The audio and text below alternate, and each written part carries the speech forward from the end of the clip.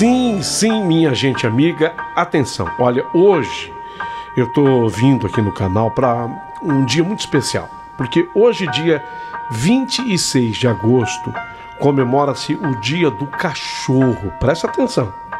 Hoje é o Dia do Cachorro. Então eu tenho uma história que me impressionou. Eu já apresentei essa história no passado, mas até hoje essa história ficou gravada em mim. É uma história impressionante que uma mulher que havia ganhado bebê, ela vai aprender com uma cadela, ela vai aprender o que é a força do amor. É uma história impressionante, ela me marcou profundamente. Então eu reservei o dia especial de hoje, o Dia do Cachorro, para trazer essa história para vocês. E para que vocês possam entender, na verdade, o que significa esse Dia do Cachorro, eu vou até demonstrar para vocês aqui uma pesquisa que eu elaborei para tratar desse assunto com todos vocês que são os meus queridos e amados amigos aqui do nosso canal. 26 de agosto, celebramos, portanto, o Dia Mundial do Cachorro, uma data que vai muito além de ser um simples símbolo de carinho pelos nossos amigos de quatro patas. Em casa eu tenho uma, eu tenho a Luna, nós tínhamos 3. Era o Billy, foi o primeiro a chegar, todos da raça Lhasa Apso. Aí o Billy, o cachorro, cruzou com uma outra cachorra que nós havíamos dado por uma irmã da Simone, minha esposa, e acabou tendo filhotes, e desses filhotes nós ficamos primeiro com a Jade. Então ficou nossa segunda cachorra, o Billy, que era o pai da Jade, e depois acabou vindo uma outra cachorrinha, que também era Lhasa Apso, e essa veio da minha irmã lá de bebedoura, Rosângela. Então nós ficamos com 3, ficou o Billy, a Jade e a Luna. Lamentavelmente o Billy já se foi, a Jade também, e a Luna está agora velhinha, com 17 anos, já caminhando para 18 anos. São cachorros adoráveis dessa raça, né? Lhasa Apso. Eu tenho muito, muito amor por eles, muito amor. Mas esse Dia do Cachorro, muita gente talvez não soubesse que existisse, é o dia 26. Se tiver que dar um presentinho especial pro teu cãozinho hoje, dê, tá? Ou mesmo que já tenha passado do dia 26 de agosto, eu tô gravando no dia 26 de agosto. Dê depois para ele, nem que seja uma bolachinha assim bem gostosa. Esse dia, ele foi instituído em 2004 por um instituto, por uma defensora dos animais, uma especialista, Colleen Page, lá dos Estados Unidos, numa data escolhida com muito afeto. Foi justamente nesse dia, o 26 de agosto, o dia em que, com apenas 10 anos, ela adotou seu primeiro cão. Foi um Sheltie resgatado. E desde então essa data se tornou um marco para ela, e ela fez valer como um marco global para celebrar o Dia de Todos os Cães. De pura raça, vira-lata, não importa. O dia 26 de agosto é o dia do cão, do cachorro, da cachorra, do seu amigo mais fiel. E é o dia, inclusive, que acabou sendo lembrado para ser uma promoção de uma adoção responsável. Adoção responsável, não é aquela coisa de pegar o cãozinho e depois devolver. Isso talvez seja pior do que não adotar. Então pense, uma adoção responsável. E luta contra o abandono também dos cães, e tratar esse mascote como um herói na vida de alguém, que é o cachorro. Por falar em mascote, aqui no Brasil, gente, e também, lógico, em todo mundo, esse dia também convida a reflexão de quantos cães ainda vivem na rua, sofrem maus tratos ou aguardam um lar num abrigo qualquer. Quem sabe hoje, dia 26 de agosto, você reflita sobre o assunto. Quem sabe dá para atender aquele pedido do seu neto, da sua neta, do seu filho, da sua filha. Em muitas cidades são promovidas campanhas de adoção, feiras de atenção animal, multirões de castração, ações educativas, reforçando que esse é o dia de homenagear esses seres incríveis e lembrar nossa responsabilidade com eles.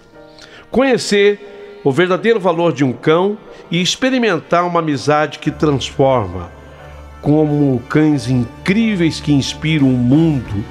Nós temos exemplos assim comoventes, como o Hachiko, ou Hachiko, como queiram, um leal Akita, que todos os dias ia à estação para esperar o dono dele falecido. Virou inclusive livro, virou história de filme. Um famoso Hachiko. Ele é... A raça, eu acho que é Akita que diz, né? É o correto. Ele era um cão Akita. E esse cão, ele ia todos os dias esperar a volta pelo dono, que já havia falecido, e sem desistir. A sua história acabou virando símbolo de devoção e amizade eterna. Outro exemplo, e esse bem brasileiro, é o Biriba. O Biriba era um vira-lata que se tornou mascote do Botafogo. O Botafogo, que ainda há pouco foi campeão pela Libertadores, né? O Fogão, lá do Rio de Janeiro, que disputou inclusive o Mundial de Clubes, fazendo um belo papel lá nos Estados Unidos. E esse mascote do Botafogo, Biriba, em 1948, ele chegou.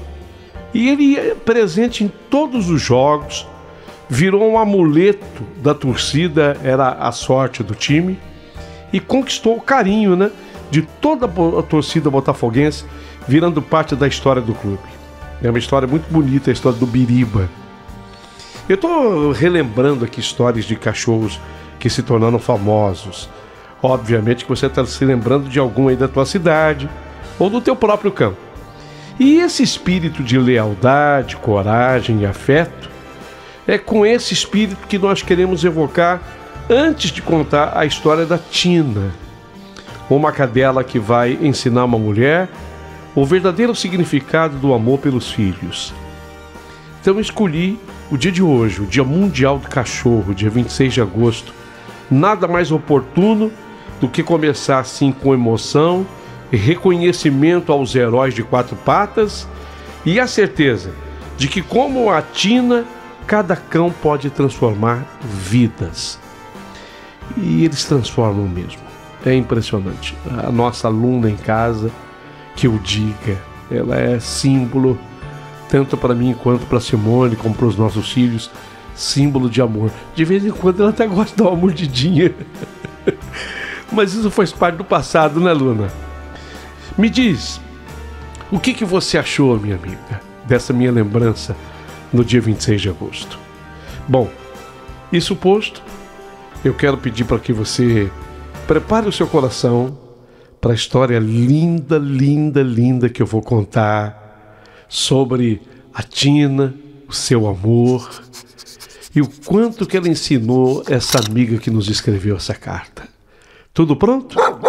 Então prepare o seu coração para as coisas que eu vou contar, porque no Dia do Cachorro, a história de hoje já está no ar.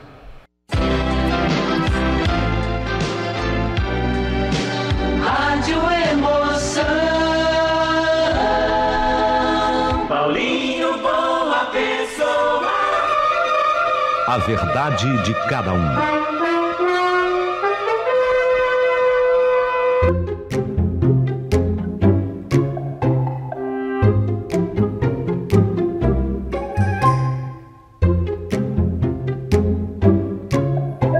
Olha, foi num repente que pelo portão aberto da nossa casa ela adentrou.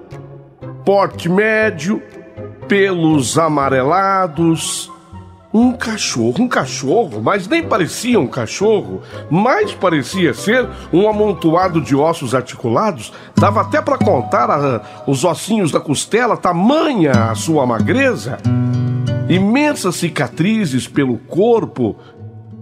E estas eram denunciadas pela falta de pelos naquele local onde tinha cicatriz. Parece que ela fora atropelada. para que portasse tamanhas escoriações? Foi entrando casa adentro, rabo por entre as pernas, uma humilde cativante e ao mesmo tempo dilacerante. Ficamos com pena daquele cachorro, ou melhor, não era cachorro, não. Ficamos com pena dela, porque ao examinar melhor, mais detalhadamente, vimos que se tratava de uma cadela, não era um cachorro macho. Era uma cachorra, uma cadela. E ela, com aquela tristeza no olhar, aquele olhar pedinte, pedia, ou melhor, ela implorava para que fosse aceita em nosso convívio. Meu pai, a princípio, ele era contra. Nós, os outros, suplicamos: "Oh, pai, deixa ela ficar, pai. Deixa ela fazer parte aqui da nossa vida, da nossa família."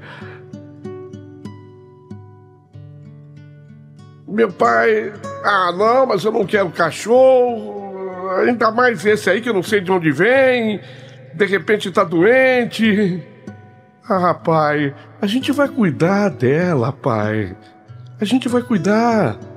Meu pai foi cedendo e, para a alegria de todos, ele concordou com a adoção.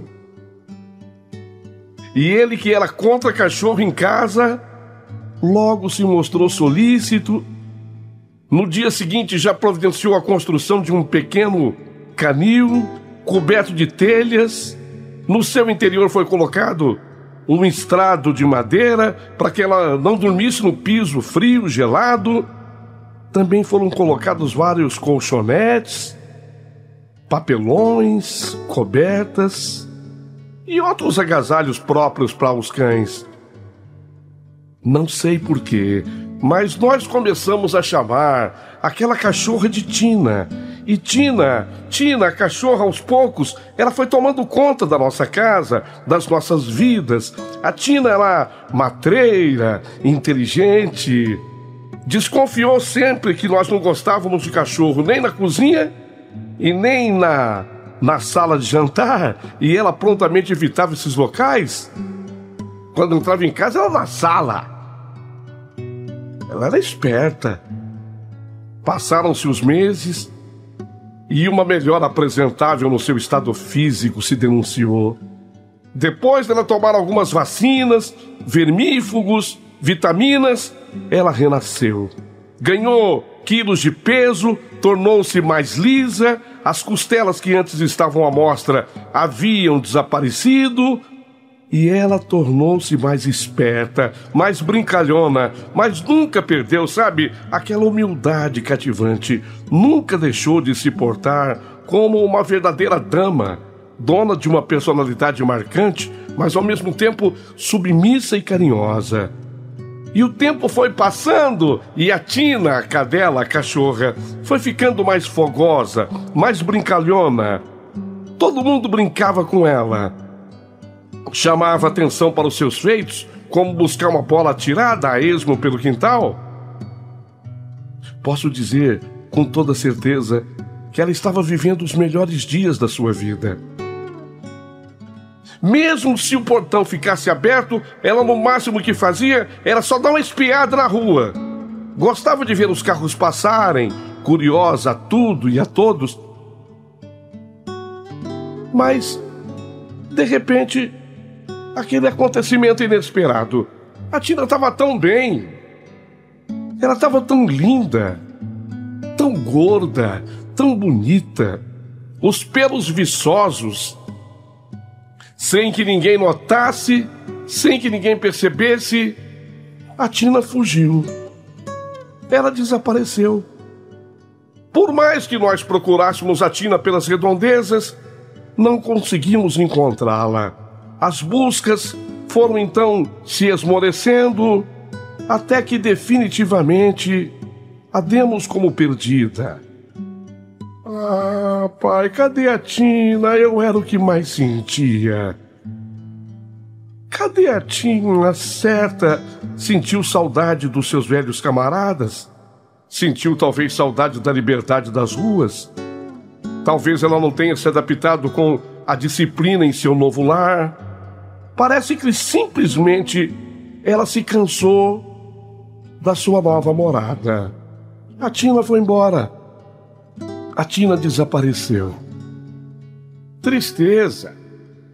Tristeza se abateu sobre a nossa família.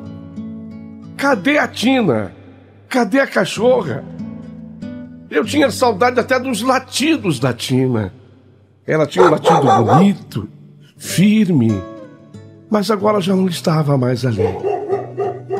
Quando eu ouvia um cachorro latindo, e o latido lembrava o da Tina, eu corria. Será que é ela? Será que é ela? Será que é ela que está voltando? Só que a casa agora tinha uma outra preocupação. Esther era a moça que trabalhava em casa.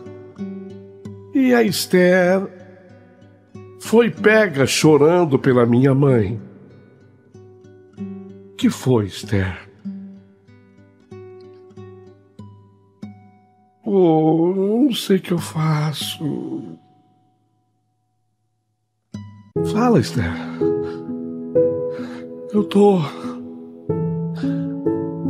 Eu vou me abrir com a senhora, eu tô grávida.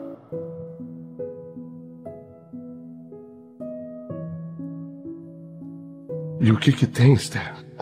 O que tem é que o pai da criança já falou que ele não vai assumir. Na verdade, ele sumiu ao invés de assumir, desapareceu. E eu tomei uma decisão, dona Ercília. Que decisão, Esther? Eu vou dar o meu filho. Como assim? Eu não tenho condição de criar, sabe? Eu não tenho condição de criar, então eu quero dar o meu filho. Eu estou falando com a senhora hoje, dona Ercília, porque a senhora é bem relacionada. Tudo bem que a senhora já tem 4 filhos. Talvez a senhora não possa ficar com ele. Mas, de repente, vai que a senhora consegue alguma amiga da senhora que queira ficar com o bebê.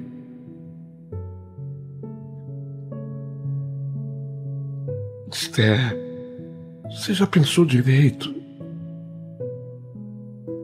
Olha, um filho, eu sei que dá trabalho, como você mesma dissera.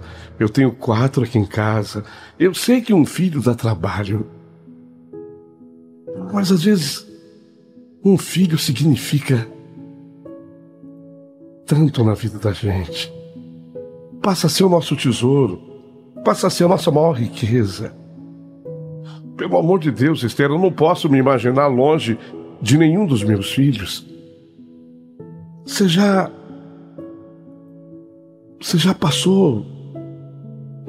parou para pensar que se você se arrepender... Não, dona Ercília, eu não vou me arrepender. Eu não tenho como criar a criança. Eu disse para a senhora, o pai da criança, ele nem é daqui, sabe? Ele foi embora para outro estado, sei lá. Tem gente que fala que ele foi para o Ceará, outras pessoas falam que ele foi para Pernambuco. Eu nem sei onde aquele traste direito mora, vive, se foi mesmo embora. Eu não posso ficar com essa criança, a senhora me ajuda.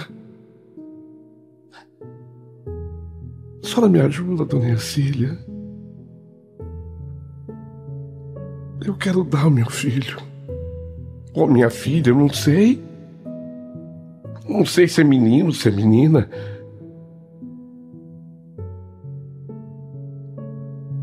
Esther, eu gostaria que você pensasse melhor.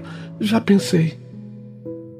Se a senhora não for me ajudar, eu então vou atrás de outras pessoas. Calma, Esther, calma. Eu vou tentar te ajudar. E de repente, sabe, o desaparecimento da cadela Tina, ele, de certa forma, ficou assim um pouquinho esquecido. Embora nós sentíssemos tanta falta da cachorra, a gente ficou preocupado agora, mudava o foco da preocupação. A minha mãe contou A Esther estava esperando o neném e havia decidido que ela daria o neném. Num primeiro momento, nós dissemos à minha mãe: por que não aqui em casa? Mas o meu pai, ele é uma pessoa muito metódica. E aí ele pediu à minha mãe que pesquisássemos. E aí eles começaram. Não era uma coisa para mim e nem para os meus irmãos. Era coisa dos meus pais. Eles começaram a ir atrás de pessoas que pudessem se interessar. E você sabe que nesse mundão de meu Deus tem sempre alguém que queira um bebezinho, que queira adotar um bebezinho, cuidar, criar um neném. E a minha mãe e meu pai conseguiram e trouxeram à nossa casa aquela senhora com o seu marido. Vieram conversar com a Esther. E nesse dia eu nunca vi a Esther tão feliz. Ai, eu tô tão contente. Eu não sabia, sabe, o que fazer com essa criança. E agora que eu já sei que vocês querem, eu acho que eu vou curtir muito mais a gravidez. Eu vou curtir muito mais esse filho. Agora eu já sei. Obrigado, dona Esther. Seu Alípio é o nome do meu pai. Obrigado, seu Alípio. Obrigado, dona Esther. E ficou então acertado que assim que a criança da Esther nascesse, ela iria com aquela família. A Esther, que até então não sorria mais, voltou, sabe, a ter motivos para tal. Ficou feliz, porque ela de certa forma tinha um destino a dar à criança. E aí, isso mais ou menos resolvido, o tempo passando, a gravidez da Esther avançando, ela já chegava agora ao 8º mês de gravidez. De repente, eu escutei aquele latido. Aquele latido firme.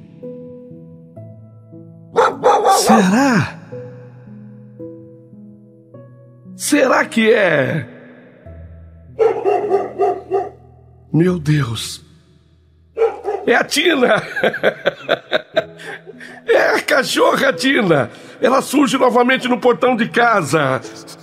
Ela mesma, em carne e osso, estava de volta. É a Tina! É a Tina! E eu comecei a chamar meus irmãos. Eu comecei a chamar a família inteira.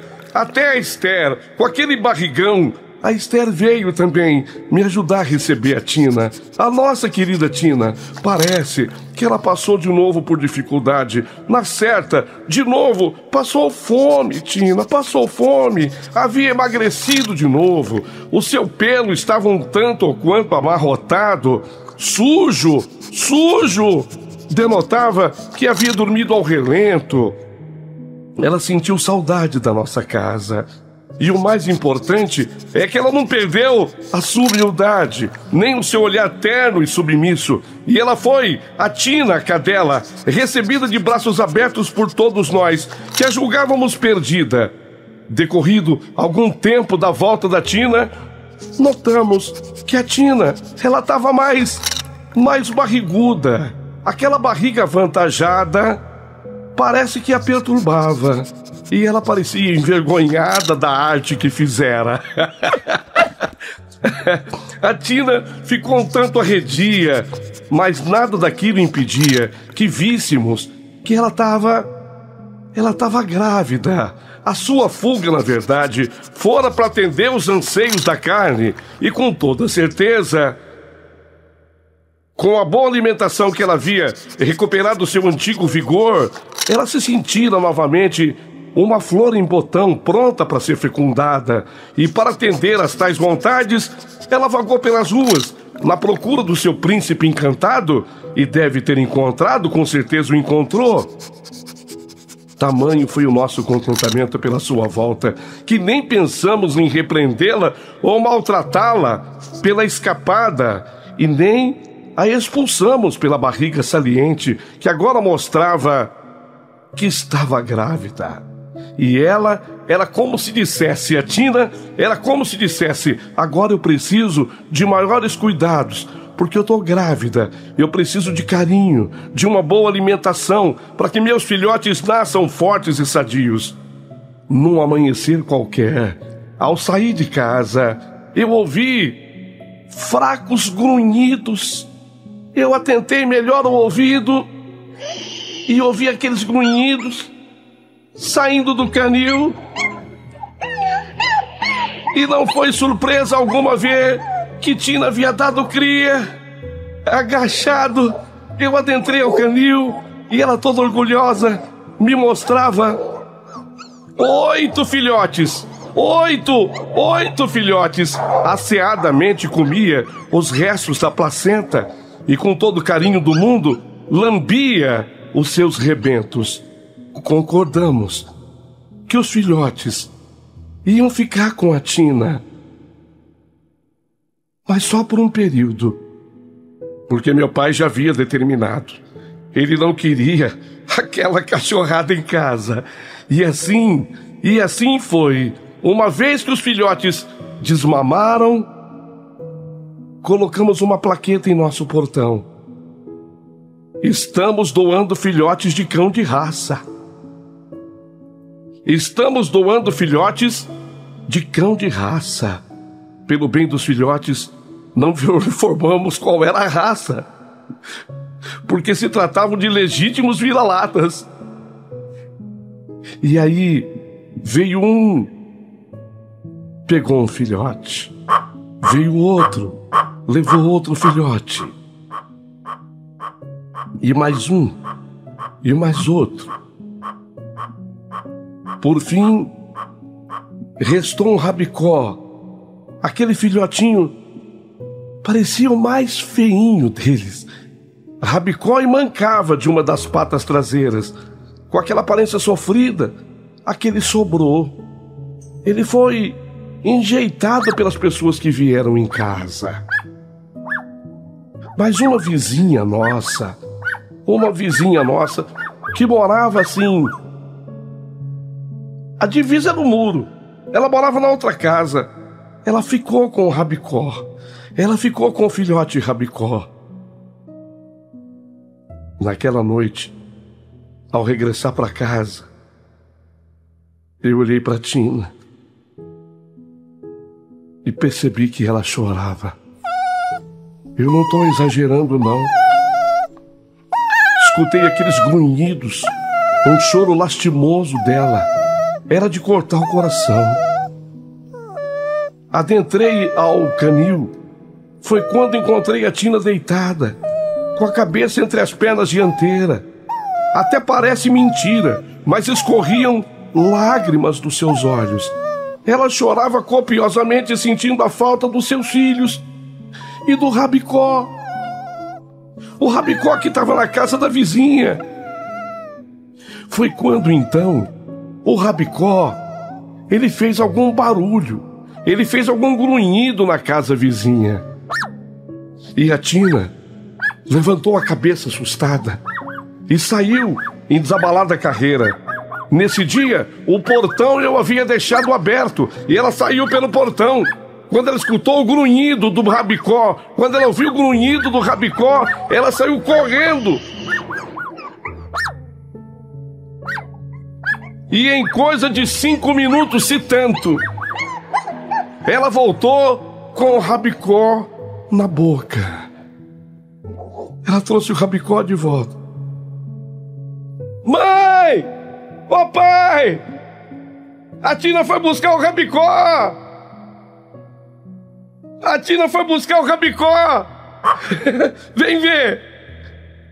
Chamei os meus irmãos, minha mãe, meu pai. A Tina, ela entrou na casa da vizinha e foi buscar o rabicó de volta. E agora me parecia tão feliz, tão feliz, tão feliz. Aí, hein, Tina? Foi buscar o Rabicó de volta. E ela parecia feliz. O Rabicó era feinho. Ele bancava, mas ela lambia com aquele carinho. Deu de mamar a ele. Já com os peitos secos. Não sei se tinha leite, mas ela deu de mamar a ele. Eu só não tinha percebido que atrás de mim, atrás do meu pai, atrás da minha mãe e atrás dos meus irmãos, tinha uma pessoa chorando. Era a Esther.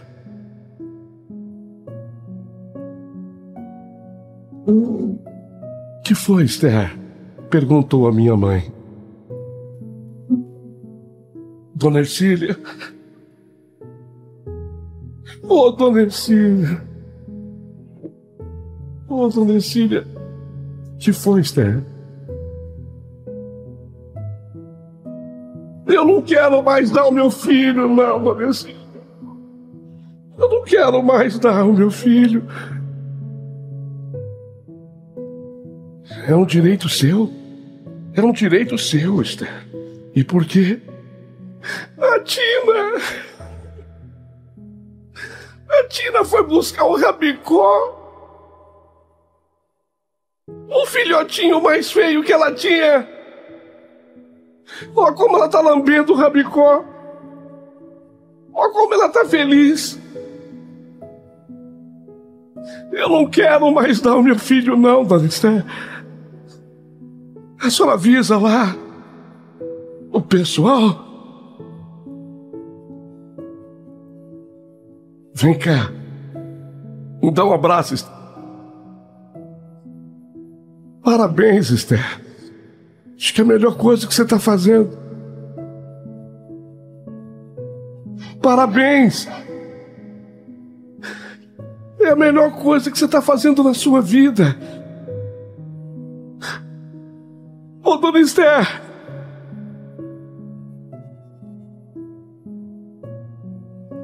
Parabéns. Veio meu pai. Parabéns, Esther. Cada um de nós. Parabéns, Esther.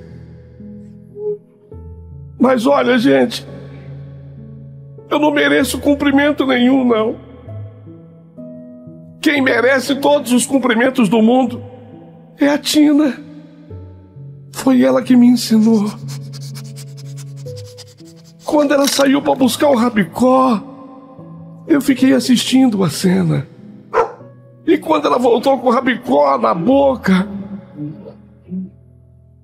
parecia que não era uma cachorra mais, mas parecia um anjo enviado por Deus para me ensinar.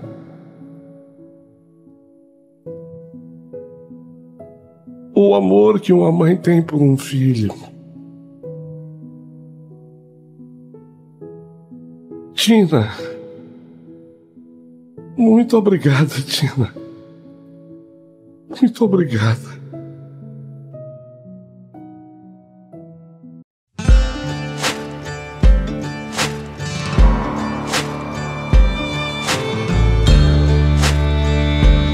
Just you wait, listen for the storm.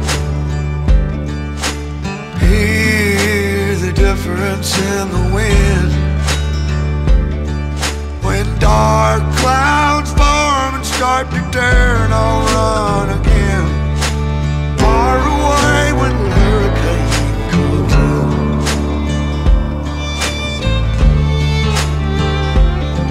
Well, I'm the only island in the way, but I was born to fight the wind and rain. Sometimes a man will keep himself in shame, mask